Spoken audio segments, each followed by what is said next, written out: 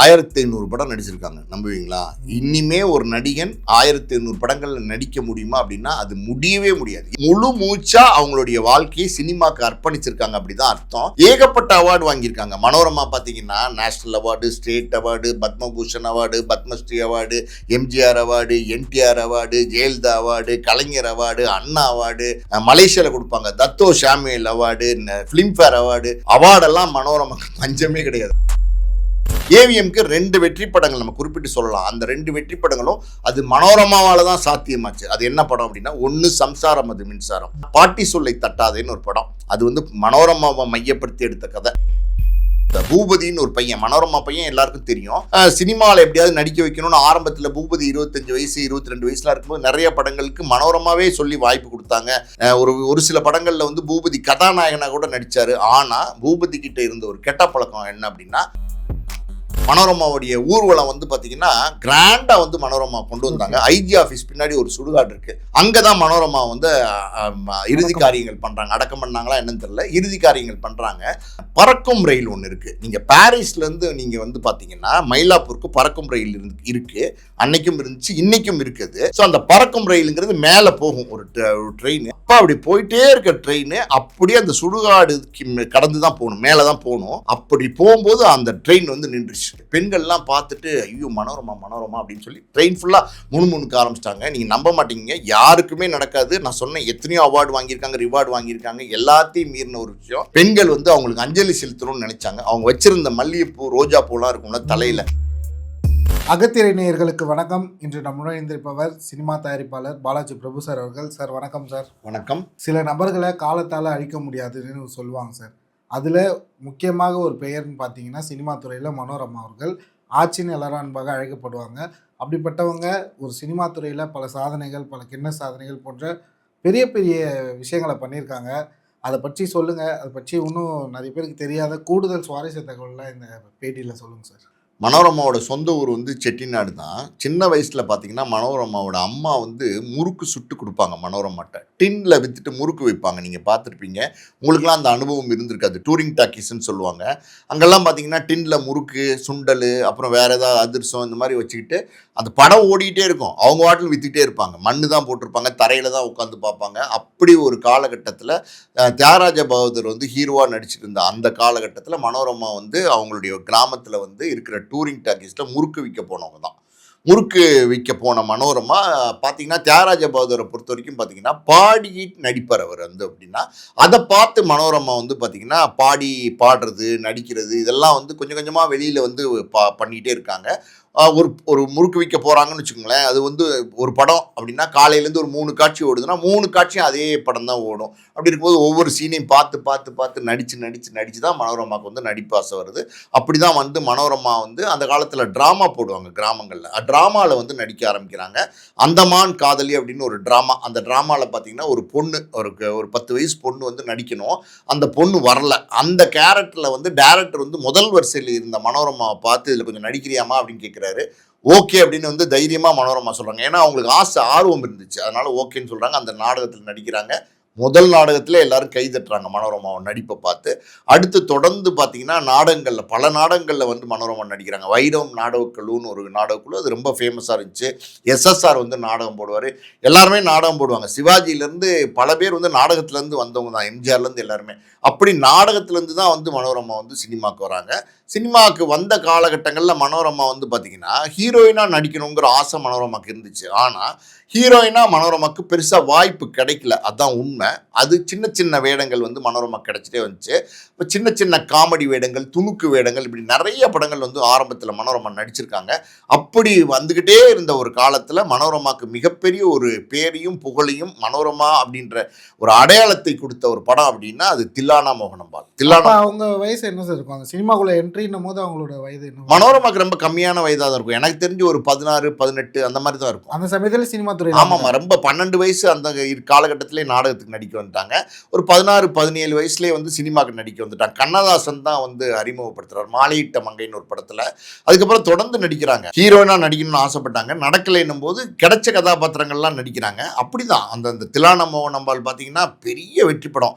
இன்னைக்கு கூட நீங்கள் தில்லானா மோகனம்பாள் போய் பார்த்தீங்கன்னா அந்த படம் மாதிரி ஒரு படம் எடுக்க முடியாது. காதலிக்க நேரமில்லைன்னு ஒரு படம் இருக்குது. அந்த படம் மாதிரி ஒரு படம் எடுக்க முடியாது. இதெல்லாம் ஒரு காலகட்டத்தில் எப்படி தான் இப்படி படம் எடுத்தாங்கன்னு தெரியல. அற்புதமான காவியம். அந்த படத்தில் வந்து சிவாஜி கணேசன், பத்மினி, பாலையா, இன்னும் பல பிரபலமான நடிகர்கள் நடிச்சிருப்பாங்க. அவங்கெல்லாம் ஃப்ரேமில் இருக்கும்போது மனோரமாவும் ஃப்ரேமில் இருந்தாங்கன்னா சிவாஜி கணேசனை, பத்மினியை பார்க்காம மனோரமாவை ஆடியன்ஸ் வந்து பார்ப்பாங்க. அந்த அளவுக்கு நடிப்பு திறனால வந்து மனோரமா வந்து சுண்டி இழுத்தாங்க. அதில் வந்து எப்படின்னா ரோஜா ரமணி அப்படிங்கிற ஒரு கேரக்டரில் அவங்க நடித்தாங்க. ஜில் ஜில் ரமாமணி அப்படின்னு சொல்லுவாங்க. ரொம்ப பிரபலம். அந்த படம்லாம் பயங்கரமான பட்டி தொட்டியெல்லாம் ரீச் ஆன படம். ஏன் கரகாட்டக்காரன் ஒரு படம் வந்துச்சுல்ல, அதை அப்படியே காப்பி பண்ணி கரகாட்டக்காரனை வந்து வச்சு எடுத்த படம். அதுவும் பட்டி தொட்டியெல்லாம் ஹிட்டாச்சு. ஸோ அப்படி மனோரமா வந்து பார்த்தீங்கன்னா காசேதான் கடவுளடா, எதிர்நீச்சல், நிறைய படங்களில் நடிச்சுக்கிட்டே வராங்க. எல்லா படங்களுமே மனோரமாவுக்கு வந்து ஒரு பெரிய பேரையும் புகழையும் தேடித்தர ஆரம்பிச்சிச்சு. அப்படி வந்து மக்கள்கிட்ட வந்து மனோரமா அப்படிங்கிற ஒரு அடையாளம் அது வந்து எப்படி சொல்கிறது, 70களின் தொடக்கத்தில், ஏன் 60களின் இறுதியிலே வந்து மனோரமா கிடச்சிருச்சு. Okay sir. இதுக்கப்புறம் அவங்க தொடர்ந்து படங்கள் நடிச்சிட்டு வந்த சமயத்தில் அவங்க குடும்ப வாழ்க்கை, அப்புறம் அவங்களோட வயது மூப்பு, அதெல்லாம் எப்படி சார் நடந்துச்சு? இந்த வயது மூப்புங்கிறது எல்லாருக்கும் இயல்பாக நடக்கிற ஒரு விஷயம்தான். குடும்ப வாழ்க்கைன்னு நீங்கள் கேட்டப்போ பார்த்தீங்கன்னா மனோரமாவுடைய குடும்ப வாழ்க்கை வந்து பெரிய சோகம். அதாவது வந்து மிகப்பெரிய ஒரு சோகமான பர்சனல் லைஃப் தான் மனோரமாக்கு இருந்துச்சு. அதாவது எஸ் ராமநாதன் ஒருத்தர், அவரும் ஒரு நாடக நடிகர் தான். கண் திறந்தது அப்படின்னு ஒரு படத்தில் வந்து அவர் ஹீரோவாக கூட நடிச்சிருக்காரு. மனோரமா, எஸ் ராமநாதன் இவங்கெல்லாம் நிறைய நாடகங்களில் ஆரம்ப காலகட்டத்தில் வந்து நடிச்சிட்டு இருந்தாங்க. நீங்கள் பார்த்தீங்கன்னா சினிமாவில் இன்னைக்கு வந்து பார்த்தீங்கன்னா அஜித் சாலினி, அதே மாதிரி வந்து ஜோதிகா சூர்யா இப்படி லவ் பண்ணி கல்யாணம் பண்ணுறாங்கல்ல, அந்த மாதிரி நாடகத்தில் நடிக்கும் போதும் பார்த்தீங்கன்னா அவங்களுக்குள்ள ஒரு காதல் வந்து கல்யாணத்தில் முடிஞ்சிடும். பல நேரங்களில் பல நடிகர்கள் அப்படி வந்து நடந்திருக்கு. ஏன் நம்ம கார்த்திக் இருக்கார்ல, நவரச நாயகன், அவங்க அப்பா முத்துராமன், அவங்க அம்மாவுமே பார்த்தீங்கன்னா நாடக நடிகர்கள் தான். அந்த நாடகத்தில் காதல் ஏற்பட்டு தான் அவங்க 2 பேருமே ஜோடி சேர்ந்தாங்க. இப்படி வந்து மனோரமா வந்து இந்த எஸ் ராமநாதனை ரொம்ப கண்மூடித்தனமாக நம்பினாங்க. அந்த அளவுக்கு காதலிச்சாங்க. அவங்க வந்து அவங்க அம்மா வந்து இதுக்கு பெரிய எதிர்ப்பு தெரிவித்தாங்க. மனோரமாவோட அம்மா வேண்டாம் அந்த கல்யாணம் அப்படின்னு சொன்னாங்க. ஆனால் மனோரமா அவங்க அம்மாக்கே தெரியாமல் எஸ் ராமநாதனை கூட்டிகிட்டு போய் திருச்செந்தூர் கோயிலில் ரகசியமாக கல்யாணம் பண்ணிட்டாங்க. மனோரமா கூட்டிகிட்டு போனாங்கன்னு சொல்ல முடியாது. எஸ் ராமநாதன் கூட்டிகிட்டு போய் கல்யாணம் பண்ணிட்டாரு. கல்யாணத்துக்கு அப்புறம் ஒரு 6 மாதம் தான் ஒன்றா இருந்திருப்பாங்க. 6 மாதத்துக்குள்ளே பார்த்தீங்கன்னா மனோரமா வந்து கர்ப்பமாயிட்டாங்க. எங்கேயோ ஒரு இடத்துக்கு, வேற ஒரு இடத்துக்கு நாடகத்தில் நடிக்க போன எஸ் ராமநாதனுக்கு ஏதோ ஒரு ஜோசியர் சொல்லியிருக்காரு, இந்த மாதிரி உங்களுக்கு உங்கள் ஒய்ஃபு கர்ப்பமாக இருக்காங்க, அந்த குழந்தை பிறந்துச்சுன்னா அவங்க உயிருக்கு ஆபத்து அப்படின்னு சொல்லியிருக்காங்க. அதனால் என்னென்னா மனோரமாட்ட வந்து அந்த குழந்தையை கலைக்க சொல்லி கேட்டிருக்காரு. மனோரமா என்ன சொல்லியிருக்காங்க, முடியவே முடியாது, ஏதாவது ஒரு உயிர் உருவாயிருக்கு, அதை நான் கலைக்க மாட்டேன் அப்படின்னு பிடிவாதமாக இருந்திருக்காங்க.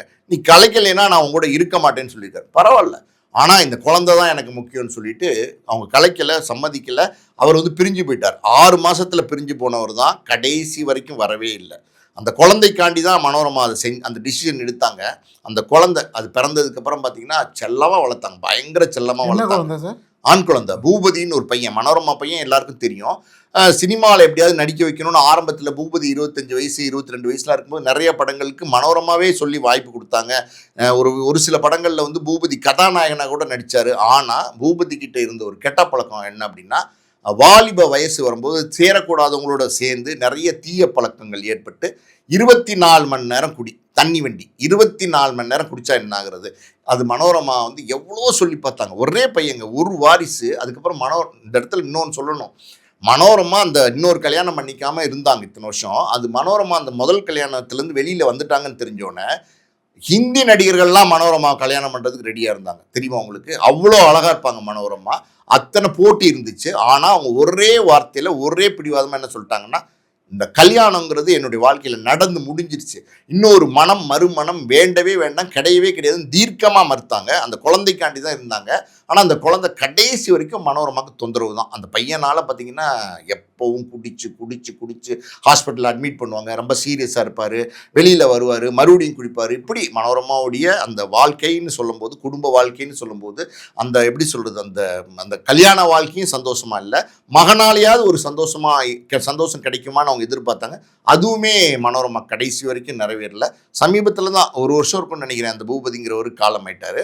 ஆனால் மனோரமாக்கு அந்த பூபதி மூலமாக வாரிசு இருந்துச்சு. அதாவது வந்து பேரம்பேத்தி இருந்தாங்க. ஒருத்தர் டாக்டராக கூட இருக்காருன்னு நினைக்கிறேன். மனோரமா என்ன பண்ணிட்டாங்கன்னா, ஏகப்பட்ட சொத்து மனோரமாக்கு. டி நகர்லேயே நீங்கள் ஹிந்தி பிரச்சார சபாட்ட பார்த்தீங்கன்னா ஒரு 20 கிரவுண்டில் மனோரமாவோட வீடு இருந்துச்சு, இப்பயும் இருக்குது. அதெல்லாம் என்னென்னா பேரனுக்கு எழுதி வச்சுட்டாங்க, பேத்திக்கு எழுதி வச்சுட்டாங்க, பாதுகாப்பாக எழுதி வச்சுட்டாங்க. ஸோ மனோரமாவோடைய பர்சனல் லைஃப் எப்போவுமே சோகம்தான். எத்தனையோ பேரை சிரிக்க வச்ச மனோரமா அவங்களுடைய தனிப்பட்ட வாழ்க்கைங்கிறது என்றைக்குமே கண்ணீரும் கம்பளையுமா தான் இருந்துச்சு. ஓகே சார், இவ்வளோ சோகங்கள் அவங்க பின்னணியில் இருந்தாலும் அவங்க திரைத்துறையில் இந்த அர்ப்பணிப்புன்றது பெருசாக இருந்துச்சு. அவங்க நிறைய படங்கள், நிறைய கின்னஸ் சாதனைகள், அப்புறம் நிறைய முதலமைச்சர் கூட நடித்ததுன்னு பல சாதனைகள் நீண்டுக்கிட்டே போகுது சார். மனோரமா நடித்ததுலேயே நல்ல ஒரு பயங்கரமாக இருக்கும் இந்த படம்னா எந்த படம் சார்? 1500 படம் நடிச்சிருக்காங்க, நம்புவீங்களா?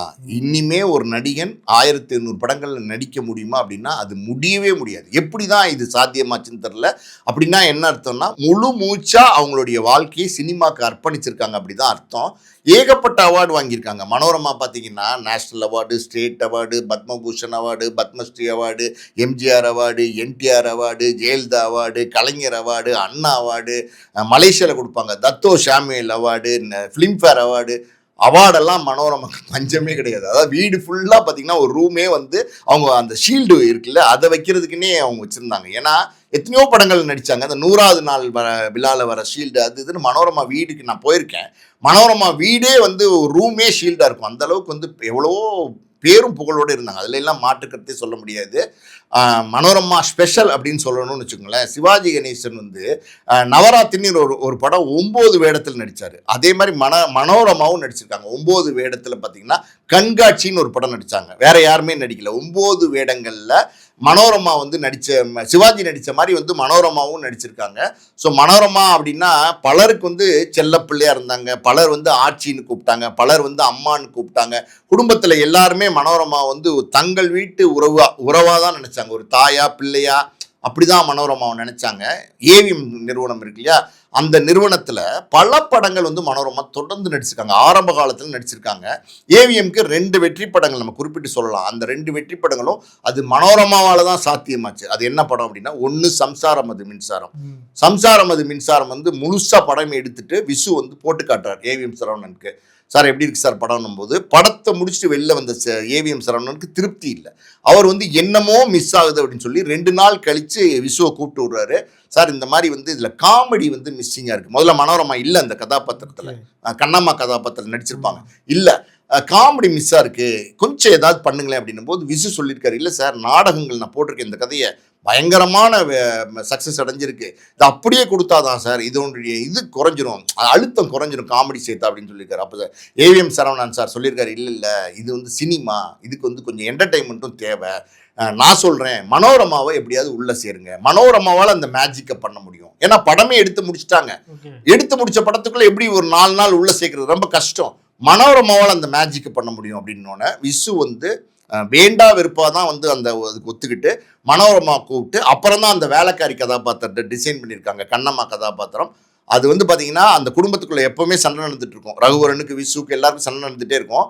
அதில் நடுவில் வந்து பிரச்சனைனா மனோரமா வந்து பார்த்தீங்கன்னா ஒரு விளக்குமாறு கையில் வச்சுட்டு கம்முனு கடை அப்படின்வாங்க. விசு பேசுவார் கம்முனு கடை அப்படின்வாரு. அந்த மாதிரி வந்து அந்த குடும்பத்தை தடுத்து நிறுத்தி கட்டுப்படுத்துகிற ஒரு கேரக்டர் நடித்தாங்க. அந்த ஒரு கேரக்டர் அந்த படத்தில் அவ்வளோ பெரிய ஒரு ரீச்சை கொடுத்துச்சு, சக்ஸஸை கொடுத்துச்சு. அந்த மாதிரி ஒரு அது 4 நாளில் நடித்து கொடுத்தாங்க அந்த படத்தை. ஸோ அதே மாதிரி ஏவிஎம்க்கு வந்து நீங்கள் பார்த்தீங்கன்னா பாட்டி சொல்லை தட்டாதேன்னு ஒரு படம், அது வந்து மனோரமாவை மையப்படுத்தி எடுத்த கதை, ஹீரோயின் கதைன்னு வச்சுக்கோங்களேன். பாண்டியராஜன் வந்து பேரனா நடிச்சிருப்பார். ஆனால் வந்து பார்த்தீங்கன்னா ஒரு காரு, பழைய காரை வச்சுக்கிட்டு மனோரமா வந்து ஒரு கம்பு வச்சிருப்பாங்க, கண்ணாடி போட்டிருப்பாங்க, பாட்டு கூட பாட்டு அதாவது வந்து டெல்லிக்கு ராஜானாலும் பாட்டி சொல்ல தட்டாத அந்த பாட்டு. அது இல்லாமல் மனோரமா நல்லா பாடுவாங்க, அதையும் நம்ம இங்கே சொல்லிடுவோம். அதாவது வாத்தியாரே ஊட்டாண்ட அப்படின்னு ஒரு பாட்டு இருக்குல்ல, அது மனோரமா பாடினது. அதே மாதிரி பார்த்தீங்கன்னா மெட்ராஸை சுற்றி காட்ட போறேன்னு ஒரு பாட்டு, அது மனோரமா பாடினது. இந்த பாட்டி சொல்லை தட்டாதே படத்தில் அந்த பாட்டி சொல்லை தட்டாத டெல்லிக்கு ராஜானாலும் அந்த பாட்டு பயங்கர ஹிட்டுங்க. மனோரமா பார்த்தீங்கன்னா அடிதடி ஃபைட் பண்ணியிருப்பாங்க பயங்கரமா, ஆடியன்ஸ் வந்து கிளாப் பண்ணி ரசித்து என்ஜாய் பண்ணாங்க. ஸோ அப்படி மனோரமா வந்து ஏவிஎம் பேனரில் நிறைய படங்கள் நடிச்சிருந்தாங்க. இந்த 2 படங்கள் குறிப்பாக சொல்லலாம். ஏவிஎம் கிட்ட ஒரு ஸ்பெஷல் இருந்துச்சு, மனோரமாக்கும் ஏவிஎம்க்கும் தொடர்பு இருந்துச்சு. என்ன அப்படின்னா மனோரமாவோட வீட்டு ஒவ்வொரு தீபாவளிக்கும் ஏவிஎம் வீட்டிலேருந்து தான் மனோரமாக்கு பட்டுப்புடவையிலேருந்து மகன்லேருந்து பேரன்லேருந்து எல்லாத்துக்கும், அதாவது முறுக்கு சீடை பலகாரம் என்னென்ன வேணுமோ, பணம் எல்லாம் வச்சு ஒரு ஒரு வந்து நேரடியாக கொண்டு போய் ஏவிஎம் சரவணனே மனோரமாட்ட கொடுத்துட்டு வருவார். இது வந்து மனோரமா சாகிற வரைக்கும் வந்து ஏவிஎம் வந்து அந்த நிறுவனத்திலேருந்து கொடுத்துட்டு இருந்தாங்க அந்த சீதனத்தை. அதை வந்து மனோரமா கிட்ட ஒரு வாட்டி ஒரு நிருபர் கேட்டார், என்னங்க உங்கள் வீட்டு எப்பவும் வருஷம் வருஷம் வந்துருது அப்படின்னா, மனோரமா சொன்னாங்க அது என் தாய் வீட்டு சீதனங்க அப்படின்னாங்க. இப்படி வந்து மக்களோட, அதாவது சினிமாவோட வந்து கனெக்டாக இருந்தாங்க, எல்லாரோடையும் ரொம்ப அன்பாக பழகினாங்க, பாசமாக இருந்தாங்க. மனோரமாவுடைய ஸ்பெஷலாக இன்னும் நிறைய படங்கள்னு சொல்லணும்னு வச்சுங்களேன், நடிகன் ஒரு படம் நீங்கள் பார்த்துருப்பீங்க, சத்யராஜ் நடிச்சிருப்பாரு. ஒரு ஓல்டு கெட்டப் போட்டு குஷ்பு காதலிக்கு வந்திருப்பாரு. கூட வந்து கவுண்டமணியும் ஓல்டு கெட்டப் போட்டு வந்திருப்பாரு. மனோரமா பார்த்தீங்கன்னா ஒரு 55 ஒரு 55 வயசு இருக்கும், முதிர்கன்னியா வந்து அந்த படத்தில் நடிச்சிருப்பாங்க. அது எப்படின்னா அவங்க கல்யாணம் ஆகாமல் இருப்பாங்க. சத்யராஜ் வந்து ஒரு யங்ஸ்டர், சின்ன வயசு. அது குஷ்புவை லவ் பண்ணுறதுக்காண்டி மேக்கப் போட்டு வந்திருப்பாரு வயசானவரா. மனோரமாவுக்கு சத்யராஜ் மேலே ஒரு காதல் வந்துடும். அந்த படம் பார்த்தீங்கன்னா அப்பா நீங்க வயிறு வலிக்க நிறுத்தவே முடியாது. ஒரு சீன்ல கூட நீங்க சிரிக்காமே இருக்க முடியாது. அப்படி வந்து பெர்ஃபார்ம் பண்ணியிருப்பாங்க. அந்த படத்துல ஒரு விஷயம் மனோரமா சொல்லியிருந்தாங்க, என்ன அப்படின்னா, நான் 1500 படம் நடிச்சிருக்கேன், ஆனா இந்த கேரக்டர்ல நடிக்கும் போது தான் நான் ரொம்ப கஷ்டப்பட்டு நடிச்சேன்னாங்க. அப்படின்னா மனோரமா கஷ்டம் வந்துடும், அசால்ட்டா பண்ணக்கூடிய கேரக்டர் தான் பல பேர் கேட்டாங்க. அப்ப மனோரமா சொன்னாங்க, இல்ல அது வந்து ஒரு ஓல்டு கெட்டப்ல இருக்கிற ஒரு வாலிப பையன், அவனை நான் லவ் பண்ற மாதிரி ஒரு கேரக்டர், கொஞ்சம் ஒரு நூல் மீட்டர் ஜாஸ்தியாச்சுன்னா அது விரசமா மாறிடும், அது ஆயிடக்கூடாதுங்கிறதுக்காண்டி அது கவனமாக நான் நடித்தேன் அப்படின்னாங்க. ஸோ அவங்களே வந்து ரொம்ப பாதுகாப்பாக நடிச்சிருக்காங்க. பிற்காலத்தில் நீங்கள் பார்த்தீங்கன்னா ஒரு காமெடி கேரக்டரில் இந்த நடித்த நடிகையை குணச்சித்திர கதாபாத்திரங்களுக்கு மக்கள் ஏற்றுப்பாங்களா அப்படின்னா ஏற்றுக்க மாட்டாங்க. ஆனால் மனோரமா சின்ன தம்பி, நீங்கள் கதாபாத்திரம் பார்த்தீங்களா, பிரபு, அப்புறம் பார்த்தீங்கன்னா எப்படி சொல்கிறது, கிழக்கு வாசல் கார்த்திக் அம்மா, அப்புறம் பார்த்தீங்கன்னா சின்ன கவுண்டரில் விஜயகாந்துக்கு அம்மா, இப்படி வந்து ஆல்ரவுண்டர். ஆமாம், குணச்சித்திர கதாபாத்திரங்கள் அருமையாக அடித்து நொறுக்குவாங்களே, ஸ்கோர் பண்ணாங்களே ஒரு ஸ்டேஜுக்கு மேலே. அதாவது ஒரு சின்ன நிறைய சின்ன ஜெமீன், இப்படி ஏகப்பட்ட படங்கள் எப்படின்னா அம்மா கேரக்டரா மனோரமா கூப்பிடுங்கப்பா அப்படிங்கிற அளவுக்கு வந்து மனோரமா வந்து அடிச்சு நொறுக்குனா. மனோரமாவுடைய படங்களை பற்றிலாம் நம்ம பேசணும்னு வச்சுங்களேன், அது வந்து ஒரு மாதம் ஆனாலும் அது பேசி முடிக்க முடியாது, அத்தனை படங்கள் நடிச்சிருக்காங்க. இவ்வளோ சாதனை பண்ணவங்க அவங்களோட இறப்பு என்பது எப்படி நடந்துச்சு சார்? அப்புறம் அவங்களுக்கு தீராத ஆசைன்னு சொல்லப்படுறது என்னவா இருந்துச்சு சார்? அவங்களுக்கு தீராத ஆசை அப்படின்னா என்ன அப்படின்னா, ஒரு திருநங்கை கேரக்டரில் வந்து மனோரமா நடிக்கணும்னு ஆசைப்பட்டாங்க. அதாவது வந்து அதெல்லாம் வந்து எப்படின்னா பலவிதமான கேரக்டர்ஸில் நடித்தவங்க, அவங்களுக்கு அப்படி ஒரு ஆசை இருந்திருக்கு. ஆனால் அது வந்து கடைசி வரைக்கும் நடக்கவே இல்லை, அது நிறைவேறாத ஆசையாக போயிடுச்சு. கடைசி வாழ்க்கை அப்படின்னு நீங்கள் சொன்னீங்க அப்படின்னா, கடைசி வாழ்க்கை வந்து மனோரமா சந்தோஷமாக தான் இருந்தாங்க, எந்த குறையுமே மனோரமா கிடையாது. ஆனால் ஒரு ஸ்டேஜுக்கு மேலே கால் வந்து நடக்க முடியாமல் போச்சு, முட்டி வலி. இப்போ இன்றைக்கி பார்த்தீங்கன்னா வயதான எல்லாருக்குமே இன்றைக்கி முட்டி வலி வந்துடுது, அதுவும் லேடிஸ்க்கு வந்து ரொம்ப அதிகமாக வந்துடுது. ஸோ மனோரமாவும் அது மாதிரி கஷ்டப்பட்டாங்க. அப்போ 2 முட்டியும் ஆப்ரேஷன் பண்ணாங்க. 2 முட்டியும் ஆப்ரேஷன் பண்ணதுக்கப்புறம் மனோரமாவோட பெருசாக வந்து நடக்க முடியல. அது அந்த ஆப்ரேஷன் ஆக்சுவலி ஃபெயிலியர்னு சொல்லலாம், அதான் உண்மை. அப்புறம் ஒரு ஸ்டேஜுக்கு மேலே படுத்து தான் இருப்பாங்க, ஒரு மாதிரி வண்டியில் உட்காந்துருப்பாங்க, ஒரு மாதிரி சேரில் உட்காந்துருப்பாங்க, இப்படி ரெஸ்ட் எடுக்கிற ஒரு காலகட்டம் வந்து வந்துருச்சு. அப்போ பேரம்பேத்தியோடு அவங்க வந்து சந்தோஷமாக இருந்தாங்க. ஸோ அந்த மரணம் அது வந்து எப்படின்னா அது இயல்பான ஒரு மரணம், அது யாராக இருந்தாலும் சரி, மூப்பு ஏதாவது ஒரு காரணத்தினால மரணம் வந்தே ஆகும். அப்படி வந்து ஒரு அற்புதமான கலைஞர் மனோரமா அவங்க மரணிச்சிட்டாங்க. ஆனால் மரணித்ததில் வந்து ஒரு அற்புதமான ஒரு விஷயம் நடந்துச்சு, அதை நம்ம இங்கே நேயர்களுக்கு சொல்லலாம். அது என்ன அப்படின்னா, மனோரமா இறந்துட்டாங்க, எல்லா சேட்டலைட் சேனல்லாம் ஃப்ளாஷ் பண்ண ஆரம்பிச்சிட்டாங்க மனோரமா இறந்துட்டாங்கன்னு. தமிழ்நாடே வந்து மனோரமா இறந்துட்டாங்கன்னும் போது ஆளு மனசில் ஒரு சோகம் அப்புச்சு, மனோரமாவாக இறந்துட்டாங்க, மனோரமா இறந்துட்டாங்களா அப்படிங்கிற ஒரு மனநிலை வந்து எல்லாத்துக்குமே இருந்துச்சு. அப்படி ஒரு காலகட்டத்தில் அன்னைக்கு முதல்வராக இருந்த ஜெயலலிதாலேருந்து எல்லா பிரபல நடிகர்களும் மனோரமாவுக்கு போய் அஞ்சலி செலுத்தினாங்க, பெரிய கூட்டம். மனோரமாவுடைய ஊர்வலம் வந்து பார்த்தீங்கன்னா கிராண்டாக வந்து மனோரமா கொண்டு வந்தாங்க. ஐஜி ஆஃபீஸ் பின்னாடி ஒரு சுடுகாடு இருக்குது, அங்கே தான் மனோரமா வந்து இறுதி காரியங்கள் பண்ணுறாங்க. அடக்கம் பண்ணாங்களா என்னன்னு தெரியல, இறுதி காரியங்கள் பண்ணுறாங்க. ஸோ அது ஒரு 4:30 மணி சுமார் நடந்துட்டு இருக்குன்னு வச்சுங்களேன். பல பேர் வந்து கூடி நிற்கிறாங்க, மக்கள் பொதுமக்களே பார்த்தீங்கன்னா சுடுகாடு ஃபுல்லாக மனோரமாவை பார்க்கறது, கடைசியாக பார்க்கறது கூடி நிற்கிறாங்க. அப்போ பறக்கும் ரயில் ஒன்று இருக்குது, நீங்கள் பாரிஸ்லேருந்து நீங்கள் வந்து பார்த்தீங்கன்னா மயிலாப்பூருக்கு பறக்கும் ரயில் இருக்குது, அன்னைக்கும் இருந்துச்சு, இன்றைக்கும் இருக்குது. ஸோ அந்த பறக்கும் ரயிலுங்கிறது மேலே போகும், ஒரு ட்ரெயின், அந்த மேலே வந்து அந்த ட்ரெயின் போயிட்டுருக்கு, கீழே வந்து 4:30 மணிக்கு வந்து சுமாருக்கு வந்து அந்த ஈம காரியங்கள் நடந்துட்டுருக்கு, அந்த குடம் உடைக்கிறதெல்லாம் சொல்லுவாங்க நடந்துட்டுருக்கு. அப்போ அப்படி போயிட்டே இருக்க ட்ரெயின் அப்படியே அந்த சுடுகாடு கடந்து தான் போகணும், மேலே தான் போகணும். அப்படி போகும்போது அந்த ட்ரெயின் வந்து நின்றுச்சு, அப்படியே நின்றுச்சு. நின்னோன்னு பார்த்தீங்கன்னா அங்கே ட்ரெயினில் போனவங்கலாம் ட்ரெயின் நின்றுச்சுன்னா என்னன்னு பார்ப்பாங்கல்ல, என்னாச்சுன்னா மேலே தானே இருக்குது இப்போ ட்ரெயின், கீழே பார்க்குறாங்க. கீழே பார்த்தா மனோரமாவோட இறுதி காரியங்கள் நடந்துட்டு இருக்கு. பெண்கள்லாம் பார்த்துட்டு ஐயோ மனோரமா மனோரமா அப்படின்னு சொல்லி ட்ரெயின் ஃபுல்லாக முணுமுணுக்க ஆரம்பிச்சிட்டாங்க. நீங்கள் நம்ப மாட்டீங்க, யாருக்குமே நடக்காது. நான் சொன்னேன் எத்தனையோ அவார்டு வாங்கியிருக்காங்க, ரிவார்டு வாங்கியிருக்காங்க, எல்லாத்தையும் மீறின ஒரு விஷயம்.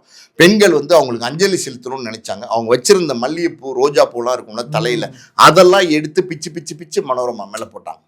ஸோ அது அந்த ஒரு 2 நிமிஷம் நிறுத்திட்டு தான் அந்த டிரைவர் வந்து இன்ஜின் டிரைவர் வந்து வண்டி எடுத்துகிட்டு போனார்.